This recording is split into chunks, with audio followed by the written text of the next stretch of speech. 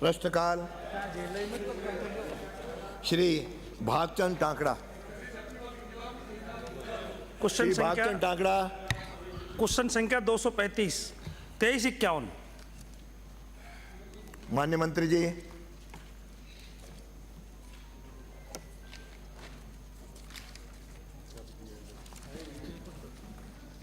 बांदीकुई विधानसभा क्षेत्र में स्थित कोलाना औद्योगिक क्षेत्र के विस्तार हेतु उपयुक्त भूमिका आवंटन प्रक्रियाधीन है। बांदीकुई विधानसभा क्षेत्र में रिक्को द्वारा स्थापित औद्योगिक क्षेत्र कोलाना में 2 औद्योगिक भूखंड, 1 संस्थानिक भूखंड एवं 27 वाणिज्यिक भूखंड रिक्त हैं। रिक्त भूखंड की सूची परिशिष्ट 1 पर संलग्न है। बांदीकुई विधानसभा में नवीन औद्योगिक क्षेत्र की स्थापना हेतु उपयुक्त भूमिका आवंटन प्रक्रियाधीन है। माननीय मंत्री महोदय, कोलाना औद्योगिक क्षेत्र का भूमि आवंटन का कार्य कब तक पूर्ण हो जाएगा? दूसरा प्रश्न है, माननीय मंत्री महोदय, क्या सरकार कोलाना औद्योगिक क्षेत्र में स्टोन व्यवसाय हेतु पृथक से जोन बनाने पर विचार रखती है क्या? माननीय मंत्री जी। कोलाना औद्योगिक क्षेत्र में कुल 71.31 एकड़ भूमि का कुल 144 औद्योगिक भूखंड, 1 संस्थानिक एवं 53 व्यावसायिक दुकानें नियोजित किए हुए हैं। इनमें से 142 औद्योगिक भूखंड एवं 26 व्यावसायिक भूखंड दुकानें आवंटित है। और जैसा कि बताया कि ये प्रक्रियाधीन है, प्रक्रिया चल रही है, तो जल्द से जल्द इसका प्रयत्न है। और यहाँ पर कोरोगेटेड बॉक्स, आटा मिल, सीमेंट जाली उद्योग, सैंडस्टोन कटिंग इत्यादि प्रकार की इकाइयाँ पहले से लगी हुई है, तो स्टोन का कार्य वहाँ पर चल रहा है पहले से। दूसरा कोई पूरा प्रश्न है? हो गया। श्री गोवर्धन। क्वेश्चन संख्या 564।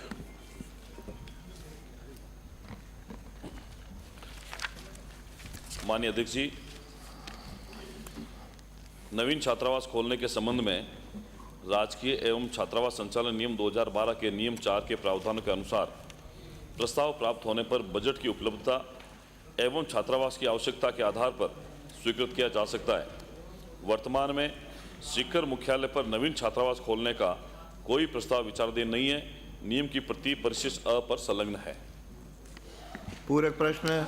माननीय अध्यक्ष महोदय, मैं आपकी अनुमति से माननीय मंत्री महोदय से पूछना चाहता हूं कि पिछली सरकार में, वैसे मंत्री महोदय से क्योंकि हायर एजुकेशन का है, लेकिन क्योंकि जिस प्रकार से हम एससी और एसटी के छात्रों के भलाई के लिए प्रयास कर रहे हैं, तो मैं माननीय मंत्री महोदय से पूछना चाहता हूं कि पिछली सरकार में जमीन आवंटन के लिए कॉलेज छात्रावास के लिए इनके पास में प्रस्ताव आया था, इन्हीं के द्वारा तो आवंटन किया गया और इन्हीं के द्वारा वापस निरस्त कर दिया गया।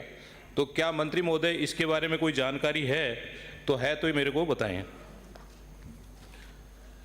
माननीय अध्यक्ष महोदय, प्रश्न के मूल प्रश्न में जो बताया मैंने जानकारी दे दी, लेकिन चूंकि ये उच्च शिक्षा विभाग से जुड़ा हुआ प्रश्न है, आपने बताया, जहाँ तक हमने जानकारी करी, पूर्ववर्ती कांग्रेस सरकार के समय वहाँ सरकार ने जमीन आवंटन की, उसके बाद में उसी जमीन को वापस निरस्त कर दिया गया। और ये दर्शाता है कि सरकार दलित समाज के साथ में न्याय नहीं करना चाहती है। उनको जो सुविधाएं मिलनी चाहिए हॉस्टल के रूप में, कॉलेज के रूप में या किसी इंस्टीट्यूट के रूप में, वो करना नहीं चाहती है। वो कथनी और करनी में सरकार के अंतर है। इसलिए मैं माननीय अध्यक्ष महोदय आपके माध्यम से माननीय सदस्य को अवगत कराना चाहता हूँ कि पूर्ववर्ती कांग्रेस सरकार के समय जो दलित समाज के साथ में अन्याय हुआ था, अब आप नए सिरे से प्रस्ताव दें। उच्च शिक्षा विभाग और हमारा विभाग दोनों मिलकर आपके इस प्रस्ताव पर उचित कार्रवाई करेंगे। और निश्चित ही वो पूछेंगे, जहां आप चाहेंगे वो बोलेंगे। आपके कहे अनुसार जवाब है कि नहीं है, हम नवीन उनको आपत्ति होगी बोलेंगे। ये माननीय अध्यक्ष महोदय, मैंने पूछा था इनसे, माननीय मंत्री महोदय से। मंत्री महोदय को मैं धन्यवाद देना चाहता हूं कि आपकी सोच बढ़िया है, लेकिन हम जब भी आपके पास में एससी और एसटी के लिए छात्रों के हितों में और उनके छात्रावास के लिए जमीन आवंटन के लिए प्रस्ताव भिजवाएं, तो आप थोड़ा उस पर ज़रूर गौर करें। और छात्रावास की वहाँ पर, क्योंकि ये संभाग स्तर हो गया है सीकर जिला, तो इसलिए बहुत ज़्यादा आवश्यकता है। 70-75 साल में आज तक कोई कांग्रेस ने, जब ये कह रहे हैं कि हम हितैषी है, लेकिन आज तक इन्होंने हॉस्टल नहीं खोला है कॉलेज के लिए। तो इसलिए मेरा आग्रह है कि जब भी आप हमारा प्रस्ताव आए तो श्री उस पे गोपीचंद मीणा, विचार करें। श्री गोपीचंद मीणा नहीं है। श्री चंद्रभान सिंह चौहान 65। माननीय मंत्री जी। माननीय अध्यक्ष महोदय जी, विधानसभा क्षेत्र चित्तौड़ में पंचायत समिति चित्तौड़ एवं पंचायत समिति भादरा अनुसूचित क्षेत्र में कोई गांव नहीं आता। पंचायत समिति चित्तौड़ में परावर्तित क्षेत्र विकास उपागम माड़ा क्षेत्र के अंतर्गत आने वाले 41 गांवों तथा बिखरी क्षेत्र में आने वाले 228 गांवों की सूची परिशिष्ट अ पर संलग्न है। विगत 4 वर्षों में विभाग द्वारा संचालित बिखरी योजना में किए गए स्वीकृत कार्यों की सूची परिशिष्ट अ पर संलग्न है। जी हाँ, जनजातीय क्षेत्रीय विकास विभाग द्वारा पंचायत समिति चित्तौड़गढ़ में बिखरी क्षेत्र अंतर्गत आश्रम छात्रावास विजयपुर घाटा का निर्माण कराया गया है। उल्लेखित 41 गांवों में स्थानीय प्रशासन स्तर से उपायुक्त पात्र प्रस्ताव प्राप्त नहीं होने से कार्य स्वीकृत नहीं हो पाए। हो गया। विधानसभा क्षेत्र चित्तौड़गढ़ में माड़ा तथा बिखरी क्षेत्र अंतर्गत आने वाले गांवों का विकास करने के उद्देश्य से उक्त क्षेत्र में जनजातीय जनसंख्या संसाधनों तथा बजट उपलब्धता एवं अन्य क्षेत्रों से सापेक्ष मांगों को ध्यान में रखते हुए नवीन कार्य स्वीकृति हेतु निर्णय लिया जाता है। माननीय अध्यक्ष महोदय, मांडा एरिया में मेरे 42 गांव आते हैं और मैंने मंत्री महोदय फरमा रहे हैं कि आपने प्रस्ताव नहीं दिए। मैंने प्रस्ताव कंटिन्यू मैंने पिछले 5 साल में भी दिए हैं, उससे पहले भी मैंने दिए हैं और अभी हो सकता है पिछले 6 महीने में नहीं दिए हैं। तो मेरी वहाँ की 19% आबादी एसटी है और वास्तव में वहाँ काफ़ी ज़रूरतें हैं। तो मैं तो मंत्री महोदय से यही कहना चाहता हूँ, जिस एरिया से आप आते हैं वही मेवाड़ का इलाका है, वही एरिया है और 19% एसटी बस्ती है, तो उसमें बजट डूंगरपुर जाता है, बांसवाड़ा जाता है, वहाँ जाना भी चाहिए और दूसरे एरिया में भी जाता है। तो मेरे एरिया में आप अब की बार बजट कितना अच्छा देंगे कि नहीं देंगे प्रस्ताव तो मैं आज ही आपको दे दूंगा।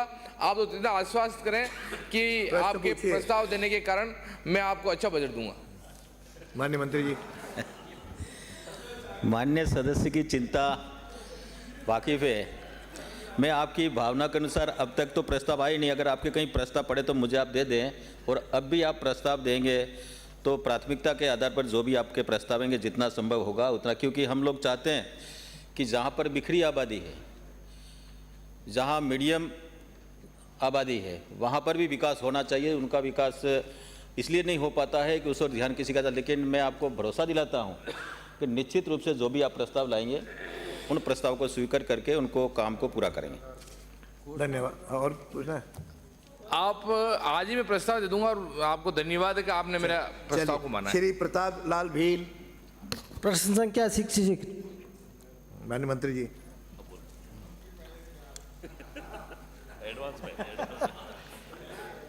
जी नहीं।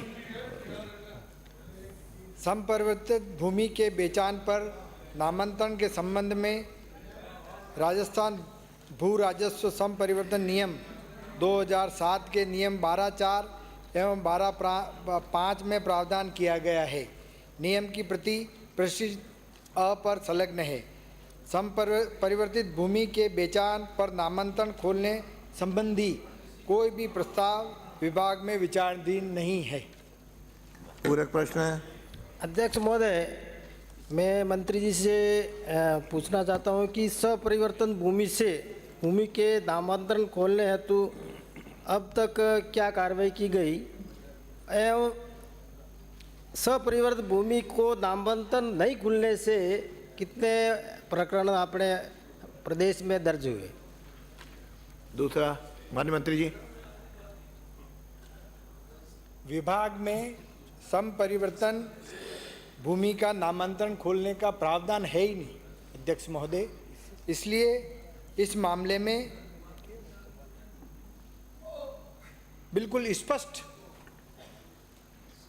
निर्देश है और राजस्थान भू राजस्व अधिनियम नियम 12(4) के अनुसार गैर खातेदार अभिधारी द्वारा संवर्धित भूमि के अंतरण की दशा में वह तहसीलदार को ऐसे अंतरण के बारे में सूचित करेगा।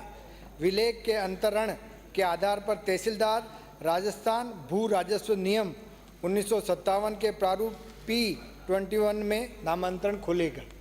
ये नियम है। नंबर दूसरा 12(5) के अनुसार कोई भी व्यक्ति या उसका अंतरिती जो इन नियमों या किसी अकृषिक प्रयोजन के लिए कृषि भूमि के संपरिवर्तन के लिए ग्रामीण क्षेत्रों में तत्समय प्रवृत्त नियमों के अधीन अपनी कृषि भूमि संपरिवर्तन करवा लेता है तो संपरिवर्तित आदेश नियम की और कॉपी दे उसके दीजिए इनको। पक्ष में भूमि के अंतरण विलेख के साथ चलिए। नामांतन रजिस्टर में माननीय मंत्री जी, इनको नियमों की कॉपी भेज देना। ठीक है सर। श्री जबर सिंह सांकला। प्रश्न संख्या 1384। माननीय अध्यक्ष महोदय, जी नहीं, वन मंडल की रेंज आसेंद अधीन जंगली जानवरों को पकड़ने हेतु 2 सुरक्षा पिंजरे उपलब्ध हैं। खंड 2 विभाग अंतर्गत अधीनस्थ संवर्ग के पद वन मंडल स्तर पर ही स्वीकृत हैं। वर्तमान में वन मंडल की रेंज आसीन अधीन पदस्थापित अधिकारी / कर्मचारी की संख्या निम्नानुसार है। क्षेत्रीय वन अधिकारी 1, वनपाल 1, सहायक वनपाल 4, वन रक्षक 10। राजकीय विभाग में रिक्त पदों को भरना एक सतत प्रक्रिया है। विभाग अंतर्गत वर्तमान में वनपाल के 11 एवं वन रक्षक के 937 पदों हेतु नियुक्ति कार्रवाई प्रक्रियाधीन है तथा वाहन चालक, सर्वेयर, कनिष्ठ अभियंता, प्रयोगशाला सहायक व ट्रैक्टर गार्ड के रिक्त पदों पर भर्ती हेतु अथर्ना की कार्रवाई प्रक्रियाधीन है।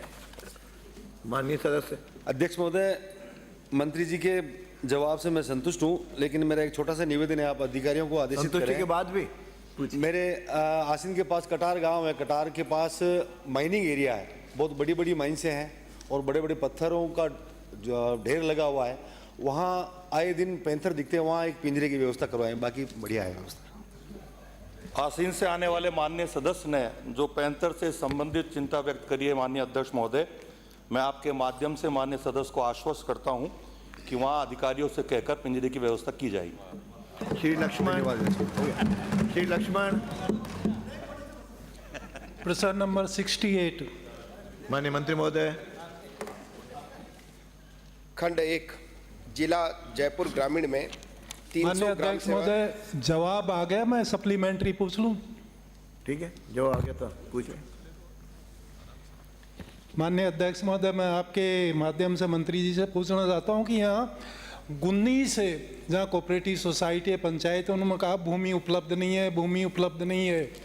भूमि उपलब्ध कराने का काम है रेवेन्यू डिपार्टमेंट का, और वहाँ आबादी भूमि है तो उसका ग्राम पंचायत का। मंत्री जी ये बताएं कि क्या इन्होंने प्रयास किया रेवेन्यू ऑफिसर से मिलके कि उनको ज़मीन मिल जाए, क्योंकि मेरी विधानसभा का मामला मेरे को मालूम है कि वहाँ ज़मीन की कोई कमी नहीं है। अगर उनको ज़मीन नहीं मिलती है तो मेरे से संपर्क कर ले, इनके डिपार्टमेंट के लोग, आपके 19 को मैं ज़मीन उपलब्ध करवा दूंगा। दूसरा मेरा सप्लीमेंट्री है कि 7 ग्राम पंचायतें हैं, उनमें कोऑपरेटिव सोसाइटीज़ नहीं है। राज्य सरकार चाहती है कि हर एक ग्राम पंचायत मुख्यालय पर कोऑपरेटिव सोसाइटी हो। जिला स्तरीय कमेटी जिसका अध्यक्ष कलेक्टर होता है, तो कृपा करके कि क्या आपके अधिकारी कलेक्टर से, संबंधित कलेक्टर से संपर्क करके उनकी अभिशंसा करेंगे ताकि वहाँ भी कोऑपरेटिव सोसाइटी बन सके। धन्यवाद। माननीय मंत्री जी। जैसा कि माननीय सदस्य ने बताया है कि कलेक्टर से कोई प्रस्ताव अभी हमें प्राप्त नहीं हुआ है, इसीलिए नहीं दे रहे हो। जिला स्तरीय कमेटी में अगर वो पंचायतें उन मानदंडों को पूरा करती है तो निश्चित रूप से वहाँ उन पंचायतों, 7 पंचायतों में हम ग्राम सेवा सहकारी समिति जैसे ही प्रस्ताव प्राप्त होंगे हम उनको खोल देंगे। माननीय अध्यक्ष महोदय, इस बजट के अंदर कोऑपरेटिव सोसाइटीज का बजट ही कम कर दिया है। क्या राज्य सरकार इस वजह से है जो बाकी में नहीं करना चाह रही है? उत्तर देना, बोला उत्तर। मंत्री जी, निश्चित रूप से राज्य सरकार जो है वो कोऑपरेटिव मूवमेंट को और मजबूत करना चाहती है किसानों को अधिक से बजट कम कर दिया आपने तो मजबूत कैसे होगा, कमजोर हो गए तो। माननीय जो फसली ऋण की बात आप कर रहे हैं उसमें भी हमने 5 लाख नए कृषकों को ऋण देने का सरकार ने इस बजट में घोषणा की है। बजट कम करने की बात आप कैसे कर सकते हैं? 5 लाख नए किसानों को हम ऋण उपलब्ध कराएंगे और किसान सम्मान निधि के माध्यम से हम उनको राजस्थान सरकार से भी उनको किसान सम्मान निधि हम देने का काम करेंगे। श्री ललित मीणा। अध्यक्ष जी, मैं पूछना चाहूँगा कि माननीय सदस्य ने जो पूछा है कि जहाँ जमीन नहीं है वहाँ सोसाइटी की बिल्डिंग नहीं बन पा रही, उसका जवाब माननीय मंत्री जी ने नहीं दिया। उसके लिए मंत्री जी क्या प्रयास करेंगे ये बता दें। वैसे वहाँ की सोसाइटी जो है प्रयास करके जमीन के लिए करना चाहिए। फिर भी आपने बस्सी के से आने वाले माननीय विधायक और नेता प्रतिपक्ष ने बताया है, तो हम उन समितियों में भी, वहाँ की समिति अगर प्रयास करके उनके प्रयास से नहीं हो पा रहा है तो हम 19 समितियों में भी जिनमें उपलब्ध नहीं है और जो 3 सोसाइटी जिनमें ज़मीन उपलब्ध है उनके भी प्रस्ताव मंगवा करके उन पे भी गोदाम बनवाने का हम सरकार भी मदद करे। बिल्कुल। श्री लक्ष्मण। श्री ललित मीणा। 14-15 प्रश्न संख्या 14-15। माननीय मंत्री जी। माननीय अध्यक्ष जी, मैं आपके माध्यम से माननीय सदस्य को बताना चाहता हूं कि खंड 1 में राजस्थान राज्य विद्युत प्रसारण निगम के अंतर्गत विधानसभा क्षेत्र किशनगंज में प्रस्तावित 220 केवी जीएसएस जो केलवाड़ा के निर्माण के लिए तकनीकी एवं वित्तीय स्वीकृति और निविदा खोली जा चुकी है तथा कार्यादेश प्रक्रियाधीन है। इस संबंध में लाइनों का कार्यादेश दिनांक 4/10/2023 को जारी किया जा चुका है, जिसको पूर्ण करने की दिनांक 4/10/2025 है। खंड 2, जी हां, राजस्थान राज्य वितरण प्रसारण निगम के अंतर्गत विधानसभा क्षेत्र किशनगंज साबाद के 132 केवी जीएसएस मांग रोल पर 132/33 केवी का 20/25 MVA का क्षमता का अतिरिक्त ट्रांसफार्मर वर्ष 2024-25 में इसकी क्षमता आवर्धन हेतु प्रस्तावित है। खंड 3, जी हां, विधानसभा क्षेत्र किशनगंज में रामगढ़, रेलावल व सेमली फाटक क्षेत्र के 132 केवी जीएसएस हेतु प्रस्ताव प्रारंभिक स्तर पर तकनीकी साध्यता का परीक्षण किया जा रहा है। साध्य होने पर प्रस्ताव स्वीकृति हेतु भेजे जाएंगे। तलहटी क्षेत्र कस्बा थाना के समीप देवली में 132 केवी जीएसएस दिनांक 13/6/23 को स्वीकृत कर निर्माण हेतु दिनांक 14/3/2024 को कार्यादेश जारी किया जा चुका है। उक्त जीएसएस को मार्च 2026 तक स्थापित किया जाना लक्षित है। अतः तलहटी कस्बा थाना में नए जीएसएस निर्माण की आवश्यकता नहीं होगी। उक्त विधानसभा क्षेत्र किशनगंज की पंचायत समिति साबाद व किशनगंज के ग्राम संदोकड़ा धुआं में 33/11 केवी के सब स्टेशन बनाए जाना तकनीकी रूप से साध्य नहीं है। गांव सुवास, छिनौद, बास्तूनी, सिमलौद, दुर्जनपुरा में 33/11 केवी के सब स्टेशन बनाए जाने का प्रस्ताव प्रारंभिक स्तर पर तकनीकी साध्यता का परीक्षण किया जा रहा है। साध्य होने पर प्रस्ताव प्रशासनिक स्वीकृति हेतु भेजा जाएगा। माननीय सदस्य। माननीय अध्यक्ष महोदय, मैं आपके माध्यम से मंत्री महोदय को धन्यवाद दूंगा कि इसी बजट में आपने मुझे सेमली फाटक और रेलावन 2 132 जीएसएस की घोषणा इसमें बजट में की है। आपका बहुत बहुत आभार। मैं आपके माध्यम से अध्यक्ष जी मैं पूछना चाहूँगा कि 220 जीएसएस 2018 में पूर्ववर्ती भारतीय जनता पार्टी की सरकार के समय स्वीकृत हुआ।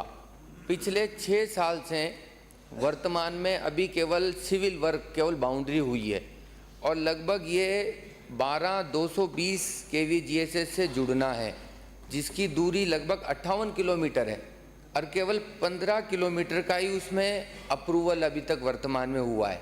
43 किलोमीटर अभी बाकी है और एक भी उसमें अभी तक पिलर कोई भी वहाँ पर काम चालू नहीं गड़ा है। तो मेरा मंत्री महोदय से निवेदन है, 10 माह तो गुजर गए, आपने इसमें कहा कि 4/10/2023 से 4/10/2025 2 साल में हम इसको पूरा कर देंगे, पिछले 5 साल में कांग्रेस सरकार ने नहीं किया, और अभी वर्तमान पिछले 10 महीने गुजर गए, 14 महीने शेष बचे हैं। प्रश्न पूछिए। तो मेरा निवेदन है कि ये किसानों को तकलीफ हो रही है, सिंगल लाइन है 132 की, तो कब तक इसको हम 14 महीने में हम इसको कंप्लीट कर देंगे क्या? बैठिए, मेरा ये निवेदन है मंत्री महोदय। माननीय मंत्री जी।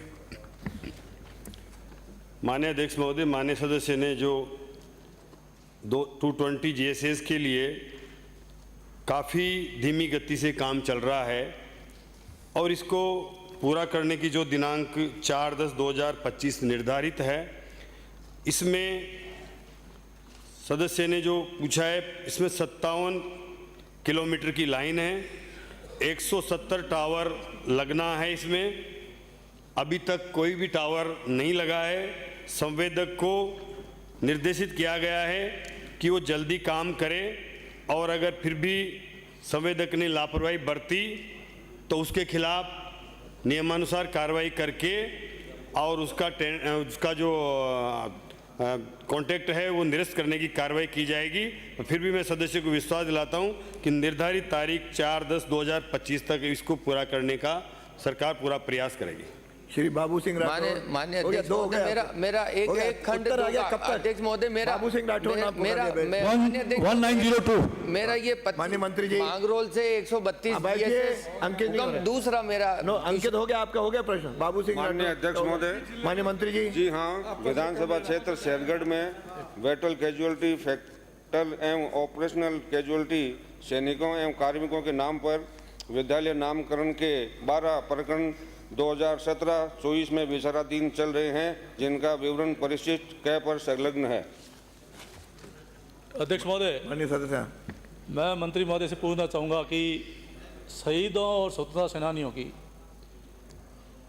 नामांकन के लिए क्या मानदंड है, और मानदंड में प्रस्ताव प्राप्त होने के बाद कितनी समय सीमा में ये प्रस्ताव स्वीकृत किया जाता है?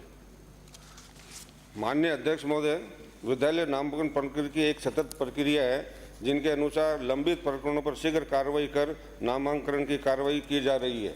और मैं माननीय सदस्य को आश्वस्त करना चाहता हूं कि जब भी पंचायत और जो भी विभाग है उनके NOC और प्रस्ताव बनकर आ जाएंगे तो आप जल्दी से नामांकन करवा दिया जाएगा। अध्यक्ष महोदय, मैंने तो मानदंड के बारे में पूछा है और आप फरमा रहे हैं कि सतत प्रक्रिया है। पूरे मानदंड तो बता दो क्या है, बता सको ठीक है, नहीं तो मैं इतना ही पूछूंगा कि मंत्री जी एक मिनट प्रश्न पूछ लीजिए, पूरा प्रश्न सुन लीजिए। मैं ये पूछना चाह रहा हूँ कि ये 2-3 साल हो गए शहीदों के नाम से नामांकन करने हैं, स्वतंत्र सेनानी करने हैं, 2-3 साल से पेंडिंग पड़े हैं, विचाराधीन है। तो अब तो कम से कम बता दो कि किस समय सीमा में इनको आप कर दोगे। मैं माननीय सदस्य को बताना चाहता हूं कि बैटल कैजुअलिटी, फैटल एवं ऑपरेशन कैजुअलिटी सैनिक कार्मिकों के नामकरण से संबंध में शिक्षा विभाग द्वारा जारी नीति एवं प्रक्रिया के अनुसार नामांकन की कार्रवाई की जाती है। विभागाध्यक्ष द्वारा प्रेषित किए जाने वाले नामांकन के प्रस्ताव में स्वयं की स्पष्ट अभिशंसा एवं समस्त दस्तावेज संलग्न होने चाहिए।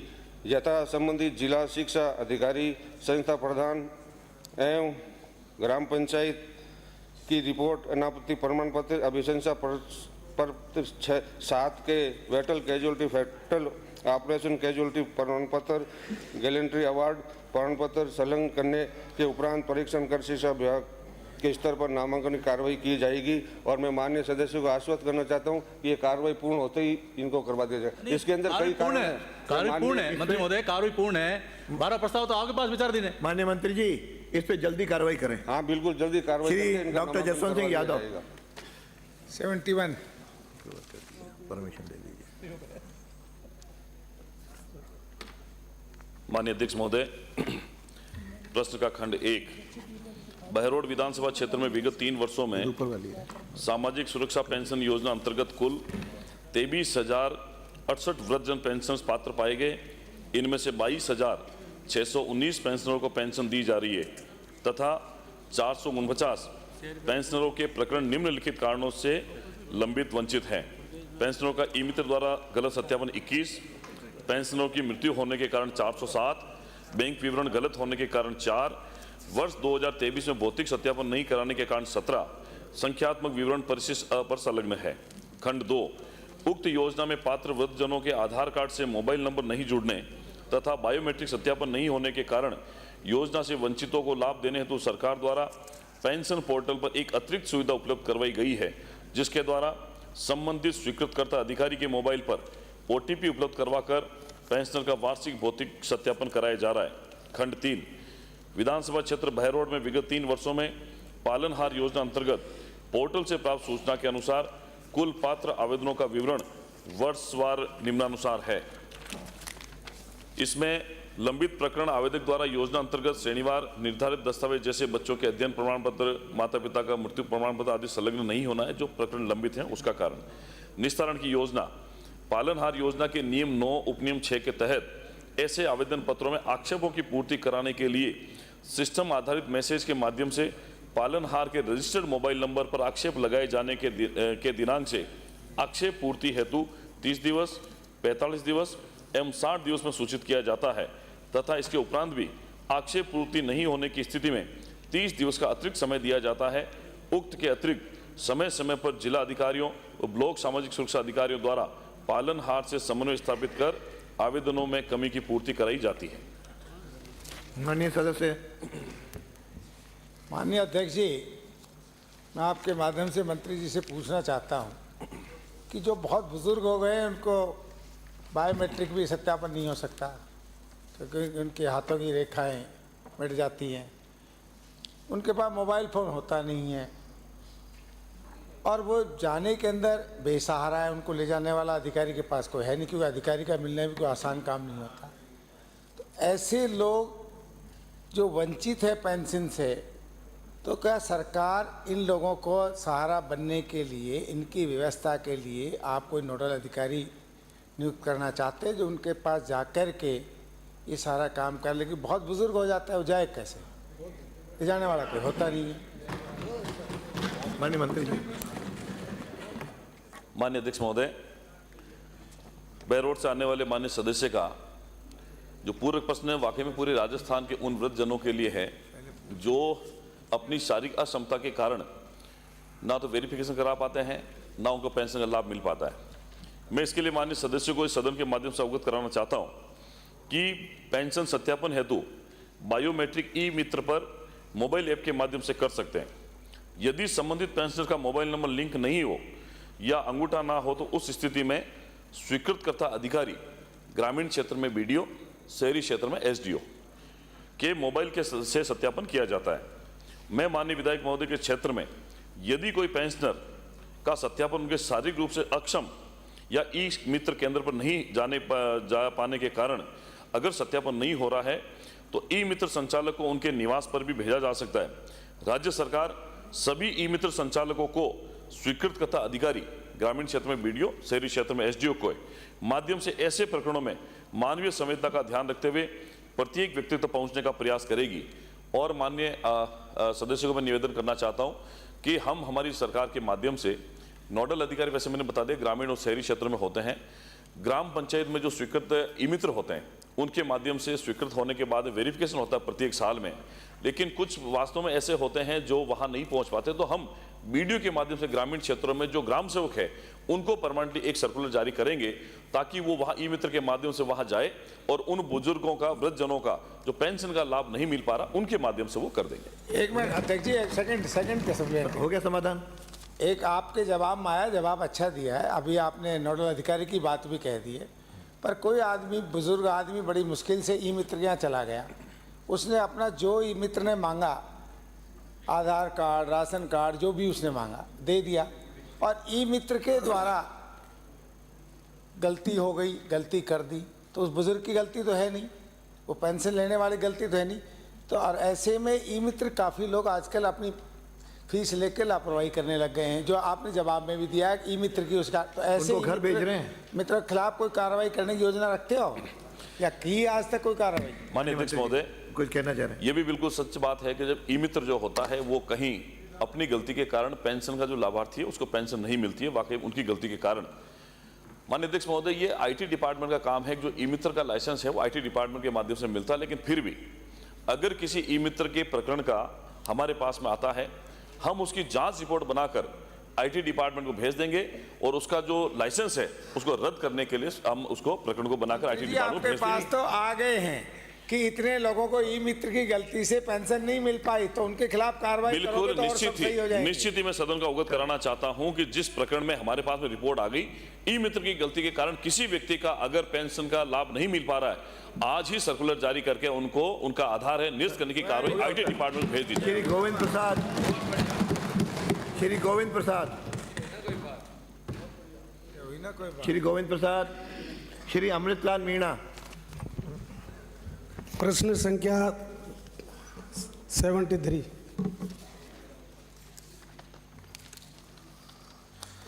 माननीय अध्यक्ष महोदय जी, खंड 1। जी हाँ, राजस्थान में होमगार्ड नियम 1962 एवं राजस्थान होमगार्ड अधिनियम 1963 के तहत मांग प्राप्त होने पर विभिन्न विभागों में होमगार्ड जवानों को सुरक्षा व्यवस्था के लिए नियोजित किया जाता है। खंड 2। जी नहीं, राजस्थान होमगार्ड नियम 1962 एवं राजस्थान होमगार्ड अधिनियम 1963 में प्रावधान नहीं होने के कारण होमगार्ड स्वयंसेवकों को रिक्त पदों पर स्थायी करने का प्रस्ताव विचाराधीन नहीं है। खंड 3।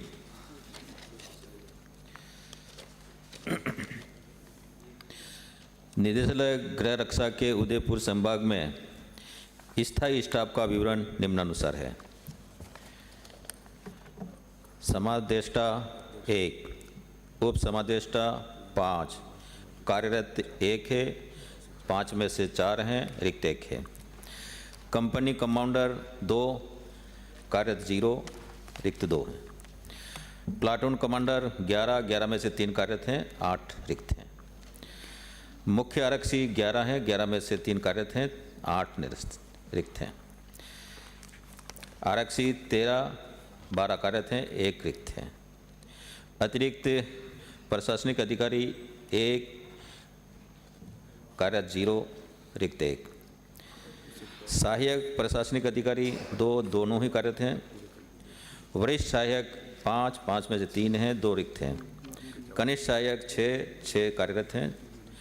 चतुश्रेणी 3 में से 1, 2 रिक्त हैं। कर्मचारी चौकीदारी कुक कुल मिलाकर के 25 हमारे रिक्त हैं। निदेशालय गृह रक्षा के उदयपुर संभाग के स्वयंसेवकों की नफरी का विवरण निम्नानुसार है। स्वयंसेवकों की स्वीकृति नफरी वह सदस्य कहे ना, सदस्य कहे तो मैं मान लूँ, सदस्य बुलवा रहा है तो मैं कैसे कह दूंगा? आ गया 3880 स्वयंसेवक ऑन रोल नफरी 3159 और रिक्त 721।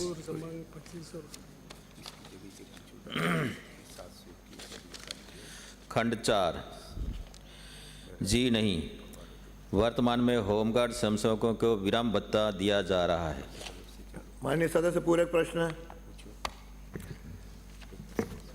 माननीय अध्यक्ष महोदय, मंत्री जी से मैं ये जानना चाहूँगा कि निदेशालय 721 पद तो रिक्त है, इधर 25 रिक्त है।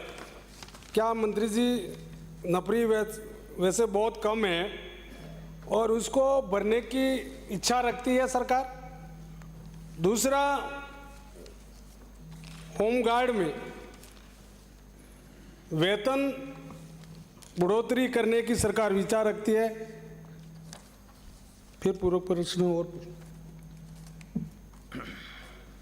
माननीय मंत्री जी। अध्यक्ष महोदय जी, आपने पूछा है कि होमगार्ड की रिक्त की भर्तियां प्रक्रियाधीन हैं। जो विवरण इस प्रकार, जो स्थायी हैं उनकी भर्तियां प्रक्रियाधीन हैं और जो अस्थायी जो है स्वयंसेवक हैं उनका कोर्ट में मामला विचाराधीन है। अगर कोर्ट का फैसला होने के बाद में हम उनकी भर्तियां जारी करेंगे। भर्तियां नहीं है ये, उनको हम अस्थायी है इसलिए भर्ती नहीं मान सकते हैं। दूसरा, आपने हमसे पूछा विराम भत्ते के संबंध में। अध्यक्ष महोदय जी, मैं आपसे कहना चाहूँगा कि होमगार्डों को विराम भत्ता दिया जा रहा था, लेकिन कांग्रेस के शासन में दिनांक 6/5/2022 को विराम भत्ता स्थगित कर दिया गया था, जो इनकी सरकार थी। हमने 27/2/2024 को नीति निर्धारण करते हुए अब नियमानुसार विराम भत्ता दिया जा रहा है। हो गया मन। अध्यक्ष महोदय, श्री माननीय मंत्री जी से यह जानना चाहूंगा, क्या होमगार्ड जवानों को पूरे वर्ष ड्यूटी पे लिया जाता है या कितने दिन इनको ड्यूटी पे ले रहे हैं? शेष अगर आप मंत्री जी से निवेदन है कि अगर शेष समय में उनके परिवार को गुजारा करने के लिए क्या सरकार उन्हें कोई परिश्रमी देती है? यदि नहीं तो क्यों सरकार उन्हें परिश्रम देने का विचार रखती है? अध्यक्ष महोदय जी, ये हमारे स्वयंसेवक हैं। सरकारी उपक्रम और जो सेमी गवर्नमेंट के जो उपक्रम हैं, उनमें मांग आने के बाद में हम उनको वहाँ पर भेजते हैं। और आपने कहा कि इनको स्थायी रूप से रोजगार दिया जाए। जैसी जैसी मांग आती है हमारे पास स्वयंसेवक उनको भेजते हैं, और मांग नहीं आने के बाद में उनको 12 मास का रोजगार अभी तक सरकार नहीं दे पाती। श्री चेतन पटेल कोलाना। प्रश्न संख्या 74। माननीय मंत्री जी, मुझे जवाब मिल चुका है सर, मैं सप्लीमेंट्री क्वेश्चन पूछना चाहता हूँ। मुझे जवाब मिला है 2026-27 तक गलती को दुरुस्त कर दिया जाएगा। मेरा निवेदन है कि ऑनलाइन का कार्य चलते पहले ही 5 वर्ष से अधिक का समय हो चुका है। ऑनलाइन के अभाव में किसानों को एमएसपी पर खरीद के समय जमाबंदी पर पटवारी के साइन करवाने के लिए चक्कर लगाने पड़ते हैं। मेरा प्रश्न यह है कि 26-27 तक गलती को दुरुस्त करने के जगह तत्काल सर्वे रीसर्वे करवाकर सेटलमेंट व कैचमेंट में हुई गलतियों का सुधार करने पर विचार रखते हैं, हाँ या नहीं? नहीं तो क्यों? माननीय मंत्री जी।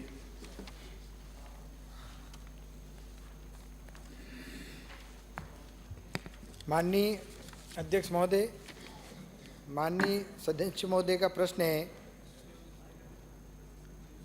क्योंकि ये सर्वे रिसर्वे का काम 2016-17 में आरंभ हुआ था और इस विधानसभा क्षेत्र में पिपलदा और दिगोत जो प्रश्न किए हैं इन्होंने, 174 पिपलदा गांव हैं, 174 गांव में पूरा ऑनलाइन हो गए हैं और 86 गांव में से 63 गांव दिगोत के हो चुके हैं। अब क्योंकि 23 गांव बाकी रह गए हैं, 23 गांव दिगोत के बाकी रह गए हैं, 23 गांव रिकॉर्ड एवं मौका स्थिति में काफ़ी भिन्नता होने के कारण ऑनलाइन अधिसूचित होना शेष है।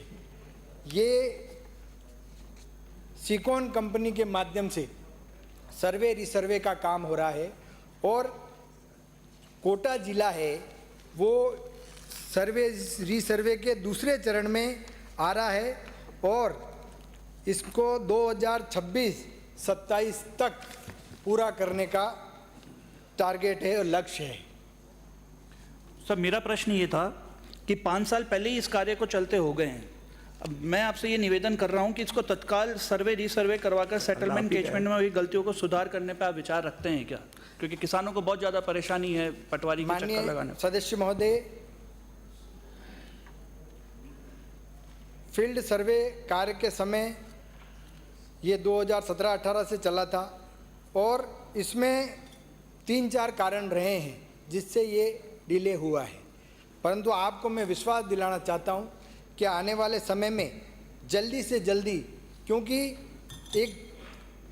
पूरे राजस्थान में कुल 426 तहसीलें हैं और 426 तहसीलों में से 416 तहसीलें ऑनलाइन अधिसूचित हो चुकी है। रही इन 10 तहसीलों की काम है वो जल्दी पूरा करके आपको सूचित कर दिया जाएगा, ताकि लोगों को जो सदन को सूचित कर दिया जाएगा और जो पटवारी और तहसीलदार के पास जो जनता चक्कर काट रही है उस चक्कर को समाप्त कर दिया जाएगा। धन्यवाद। हो गया वैसे दोनों। माननीय मंत्री जी ने जो बताया, ये एक वैसे तो गंभीर समस्या है, काफ़ी लंबे समय से चल रहे हैं, और ज़्यादातर पंचायतें ऐसी है जिसमें 10%, 5%, 20% काम बाकी है, या तहसीलें हमारी ऐसी पेंडिंग हैं। तो क्या कोई अभी समय बद्ध तरीके से आप कोई विचार रखते हैं? अभी आपने जैसे 26-27 बताया, तो क्या वो 26-27 तक पूरा ही हो जाएगा, या लगातार सरकार मॉनिटरिंग कर रही है, जो टास्क दिया हुआ है उसकी मंथली या तिमाही उसकी समीक्षा करती है सरकार? ये इसको 26-27 तक निर्धारित किया गया है, जब तक हो जाएगा उससे पहले करने का मैं सदन को विश्वास दिलाता हूँ। श्री दीप्ति किरण महेश्वरी। प्रश्न संख्या 75। माननीय मंत्री जी। माननीय अध्यक्ष महोदय, राजस्थान राज्य प्रदूषण नियंत्रण मंडल में उपलब्ध अभिलेखनानुसार राजसमंद जिले में लाल श्रेणी की 9, नारंगी श्रेणी की 1062, हरी श्रेणी की 193 औद्योगिक इकाइयां स्थापित हैं। यहाँ यह भी उल्लेखित करना आवश्यक है कि श्वेत श्रेणी की इकाइयों को राजस्थान राज्य प्रदूषण नियंत्रण मंडल से सम्मति प्राप्त करने की प्रक्रिया से मुक्त रखा गया है। खंड 2, राजसमंद जिले में विगत 3 वर्षों में पर्यावरणीय स्वीकृति हेतु परिवेश पोर्टल के अनुसार 164 ईसी जारी की गई हैं तथा 5 ईसी प्रस्ताव निरस्त किए गए हैं। राजसमंद जिले में परिचालन हेतु विगत 3 वर्षों में प्राप्त हुए आवेदनों की वर्षवार संख्यात्मक विवरण परिशिष्ट ए पर संलग्न है। खंड 3, पर्यावरण नियमों एवं निर्धारित मापदंडों का उल्लंघन करने पर राजस्थान प्रदूषण नियंत्रण मंडल द्वारा इकाइयों के विरुद्ध कारण बताओ नोटिस जारी किया जाता है एवं पर्यावरण मापदंडों में सुधार नहीं करने पर दोषी इकाई के विरुद्ध जल अधिनियम 1974 की धारा 33A एवं वायु अधिनियम 1981 की धारा 31A के तहत उद्योग को बंद करने के निर्देश जारी किए जाते हैं। जिले में विगत 3 वर्षों में पर्यावरण नियमों एवं मापदंडों के उल्लंघन करने वाली 3 इकाइयों के विरुद्ध जल अथवा वायु अधिनियम के प्रावधानों के अंतर्गत उद्योगों को बंद कराने का निर्देश जारी किए गए हैं, जिसका विस्तृत विवरण परिशिष्ट व्यय पर उपलब्ध है। इसके अतिरिक्त उद्योगों की समय समय पर जांच कर गुण दोष के आधार पर कारण बताओ नोटिस जारी कर प्रदूषण नियंत्रण मानकों में सुधार करवाए जाते हैं, जो कि एक सतत प्रक्रिया है। इसी क्रम में गत 3 वर्ष में 145 उद्योगों को कारण बताओ नोटिस जारी कर आवश्यक कार्रवाई की गई है, जिसका विवरण परिशिष्ट 6 पर उपलब्ध है। पूरे प्रश्न। माननीय अध्यक्ष महोदय, मैं आपके माध्यम से मंत्री महोदय को एक बहुत इम्पॉर्टेंट जानकारी देना चाहूँगी कि जिस विधानसभा क्षेत्र से मैं आती हूँ वहाँ पर slurry dumping, marble slurry dumping, tailing waste dumping एक बहुत बड़ी समस्या है। चुनाव में नहीं, आप कभी भी नया दरीबा या इसके आसपास के गांव में पानी पीने जाएंगे तो आप एक गिलास पानी भी नहीं पी सकते। वहाँ की स्थिति ये है। लेड की वजह से आए दिन लोगों में कैंसर जैसी बीमारियाँ, लिवर डैमेज, और को मैंने 295 के माध्यम से भी सदन में बहुत बार रखने की कोशिश करी है। माननीय मंत्री महोदय, ये जो डंपिंग हो रही है, कहीं भी मन करता है किसी भी तरीके से चारागाह भूमि को कब्जा करते हैं और उसके ऊपर डंपिंग करते हैं, और आए दिन हमने भी प्रशासन को बहुत बार बताकर हटवाई भी, और आज भी हम उस समस्या से लड़ रहे हैं। तो रेगुलराइज करें हम इस डंपिंग को, ऐसा कुछ हम सोच रही है सरकार कि इसके नियम के अनुसार ये डंपिंग हो। दूसरा प्रश्न भी मैं पूछ लूँगी कि आपने जो परिशिष्ट 100 में दिया है कि हमने इनके बारे में अलग अलग कार्रवाई करी है, इसमें अगर आप खुद देखेंगे तो हिंदुस्तान जिंक जो एक बहुत बड़ी स्लरी वेस्ट, प्रश्न पूछिए। प्रश्न नहीं बता रही हूँ मैं, बता रही हूँ कि आपने इतनी बार डिफरेंट टाइम्स उनको नोटिस दिया है। पहले 3-4 में, 21 में 2 नोटिस पेश किए गए, 22 में 2 नोटिस पेश किए गए, 23 में 2 नोटिस पेश करे। इतनी बार नोटिस पेश करने के बावजूद भी आज भी समस्या वहीं की वहीं है कि कोटरी में टेलिंग डैम में उन्होंने बड़े बड़े पहाड़ क्रिएट कर दिए। आप अगर स्वयं आएंगे और सदस्य भाषण नहीं, प्रश्न पूछे क्या? मैं प्रश्न नहीं पूछ रही हूँ, मैं प्रश्न नहीं पूछ रही हूँ, उतनी भूमिका की जरूरत नहीं है। माननीय अध्यक्ष महोदय, मैं प्रश्न नहीं पूछ रही हूँ, पर मुझे वहाँ की परिस्थिति तो बतानी पड़ेगी। परिस्थिति अलग से आइए, परिस्थिति मत बताइए। मंत्री महोदय, मैं आपसे यही निवेदन करती हूँ कि इस स्लरी वेस्ट, इस डंपिंग के लिए रेगुलराइज करें, हम कुछ ऐसे कड़े नियम लाएं कि वहाँ का पानी का भी सुधार हो सके और एनवायरमेंट में अच्छा। क्या हम ऐसा सोच रहे हैं? क्या कार्रवाई हम ऐसी कुछ कर रहे हैं? कार्रवाई पूछो।